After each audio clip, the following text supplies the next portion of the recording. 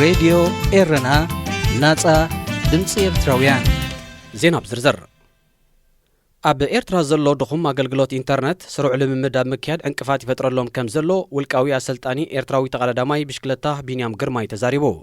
ተቐዳዳማይ ብሽክለታ ነበር ወዲ 43 ዓመት ሉዋኒስ ተሞሪስ ብ18 ሰነ ምስ ጋዜጣ ቬለር ሬቪው ኣብ ዝገበሮ ቃለ መሕትት ቢንያም ካብ ጽፍሒ ባሕሪ ኣስታት 2400 ሜትሮ ብራኸ ኣብ ዝተደኮነት ኣብ ከተማ ኣስመራ ስለ ዝቕመጥ ንናይ ብራኸ ልምምዳቱ ምቹእ ምዃኑ ጠቒሱ። እቲ ኣሰልጣኒ ቀጺሉ ድሕነትን ምቹእነትን ናይ ልምምድ ጽርግያ ከምኡ ድማ ዓይነት ዝረኽቦ ባህርያዊ መግብታት ኣብ ቅሞኑ ብልጫ ከም ዘለዎ ኣብርዩ።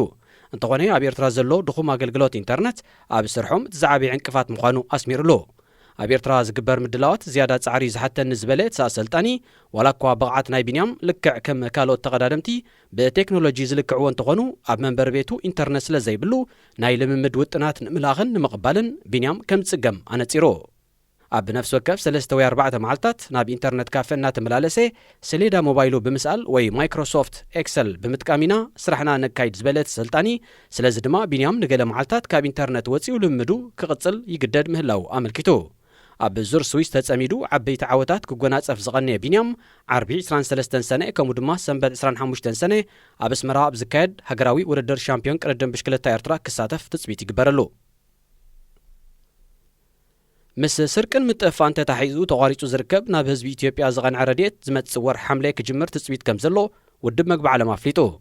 ተሓጋጋዚት ዋና ዳይሬክተር ናይቲ ናይ ሕብራት ሃገራት ትካል ቫለሪ ጓሬኒ ኣብ ዝሃበቶ መግለጺ ኣብቲ ዝመጽእ ወርሒ ክጅመር ትጽቢት ዝግበረሉ ረድኤት ናብ ህዝቢ ኣብ ምዝርግሑን ምዕዳሉን ሰበስልጣን መንግስቲ ኢትዮጵያ ምትእታዎም ከውሕዱ ተላብያ። ረድኤት ዘድልዮን ክዕደል ዝግባኦን ህዝቢ ኣብ ምፍላይ ውድብ መግቢ ዓለምን መሻርክቱ ዝኾኑ ዘይመንግስታውያን ማሕበራትን ላዕለዋይ ኢድ ክህልዎም ከም ትደልያ እታ ላዕለወይቲ ሓላፊት ኣነጺራ። ኣብ ትግራይ ካብ ዝሓለፈ ወርሒ ትሒዙ ምዕዳል ረድኤት ደው ክብል እንከሎ ካብዚ ወርሒ ድማ ኣብ መላእ ኢትዮጵያ ጠቕሊሉ ደው ኢሉ። ኣብ ኢትዮጵያ ብሰንኪ ኩናትን ደርቅን ኣስታት 10 ሚልዮን ህዝቢ ተጽባይ ረድኤት ክኸውን እንከሎ ውድብ መግቢ ዓለም ነቲ ኣስታት 6 ሚልዮን ዝግመት ከም መግቢ ዝኣመሰለ መሰረታዊ ረድኤት ክዕድሎ ምጽንሑ ሮይተርስ ይጠቅስ። እንተኾነ ዝለዓለ ለጋሲት ረድኤት ዝኾነት ኣሜሪካ ብሰበስልጣን ፌደራል ክልላትን ኣዘዝቲ ሰራዊትን ተጠፋፊው ተሰሪቑ ኣብ ዕዳጋታት ተሸይጡ ከምኡ ድማ ኣብ ዘይመዓሉ ውዒሉ ብዝብል ደው ከተብሎ ከም ዝወሰነት ይዝከር። ውድብ መግቢ ዓለም ድማ ከም ናይ ኣሜሪካ ተበግሶ ብምውሳድ ኣብ ትግራይ ጥራይ ዘይኮነ ኣብ መላእ ኢትዮጵያ ደው ከብል ወሲኑ። እቲ ናይ ኣሜሪካን ውድብ መግቢ ዓለምን ውሳኔ ኣብ ኢትዮጵያ ብፍላይ ድማ ኣብ ትግራይ ተጸባይ ህጹጽ ረድኤት ንዝኾነ ህዝቢ እቲ ሃገር ኣሻቒሉ ይጸኒሑ። ኣብ ኢትዮጵያ ብሰንኪ ስእነት መሰረታዊ ምግብታት ብዓጸቦ ዝተጠቕዑ መብዛሕቶም ህፃናትን ኣዴታትን ዝርከብዎም ዓሰርታት ኣሽሓት ሰባት ከም ዘለዉ ይዝግለጽ።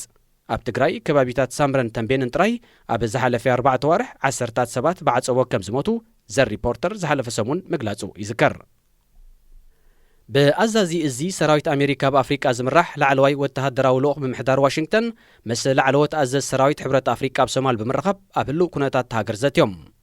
ኣሜሪካዊ ጀነራል ሚካኤል ላንግሊ ምስ ኡጋንዳዊ ኣዛዝ ሰራዊት ዓቃብ ሰላም ሕብረት ኣፍሪቃ ኣብ ሶማል ጀነራል ሳም ኦኪዲንግ ዝሓለፈ ሰሙን ኣብ ሶማል ኣብ ዝተረኸብሉ ብክልቲኦም ሸነኽ ክህሉ ብዛዕባ ዝኽእል ምትሕጋዝ ተመያይጦም። ብዘይካዚ ኣዛዚ ፍሉይ ሓይልታት ኣሜሪካ ሌውተናንት ጀነራል ጆናታን ብራጋን ኣዛዚ ሓይሊ ባሕሪ ፍሉይ ተልእኾታት ሪር ኣድሚራል ጃሚ ሳንድስን እውን ናብ ሶማል ብምብጻሕ ምስ ላዕለዎት ኣዘዝቲ ዓቃብ ሰላም ሰራዊት ሕብረት ኣፍሪቃ ኣብ ሶማል ዘትዮም። ላዕለዎት ኣዘዝ ሰራዊት ኣሜሪካ ጎኒ ጎንቲ ምስ ኣዘዝቲ ዓቃብ ሰላም ሰራዊት ሕብረት ኣፍሪቃ ዘካይድዎ ዝርብ ምስ ፕረዚደንት ሶማል ሓሰን ሼክ ማሕሙድ እውን ተራኺቦም ኣብ ህሉእ ኩነታት ሶማል ከም ዝመኸሩ ቤት ጽሕፈት እዚ ሰራዊት ኣሜሪካ ብኣፍሪቃ ኣረጋጊጹ። ላዕለዎት ኣዘዝ ሰራዊት ኣሜሪካ ናብ ሶማል ዑደት ዘካይዱ ዘለው ኣልሸባብ ብዝፈጸሞ መጥቃዕቲ ኣባላት ዓቃብ ሰላም ሰራዊት ሕብረት ኣፍሪቃ ዝኾኑ ልዕሊ 54 ወተሃደራት ዩጋንዳ ድሕሪ ምቕታሎም እዩ። ፕረዚደንት ሶማል ሒደት መዓልታት ድሕሪ ዑደት ላዕለዎት ኣዘዝ ሰራዊት ኣሜሪካ ናብቲ ሃገር ንጠቕላሊ ሓለቓ ስታፍ ሰራዊት ሶማል ጀነራል ዖዳዋ ዮሱፍ ራጌ ካብ መዝኖ ተኣሊዎ። እቲ ደገፍ ባይቶ ሶማል እውን ዝረኸበ ምእላይ ላዕለዋይ ኣዛዝ ሰራዊት ሶማል ምስቲ ኣልሸባብ ዳግም ብምውድዳብ ብሓድሽ ስልቲ ጀሚርዎ ዘሎ መጥቃዕቲ ዝተተሓዘ ምዃኑ ወተሃደራውያን ተንተንቲ ይእምቱ። ኣንጻር ኣልሸባብ ካልኣይ ዙርያ ሰፊሕ መጥቃዕቲ ንምክያድ ኣብ ምድላው ዝርከብ መንግስቲ ሶማል ንብርጋደር ጀነራል ኢብራሂም ሼክ ሙሕየዲን ጠቕላሊ ሓለቓ ስታፍ ሰራዊት ሃገር ክኸውን መዚዝዎ ኣሎ።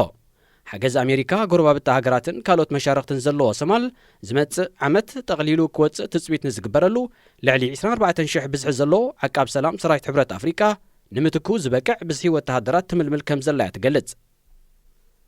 ካብ ራስ ሰማዕቲ ዜና ተዛዚሙሎ ሬድዮ ኤረና ናጻ ድምፂ ኤርትራውያን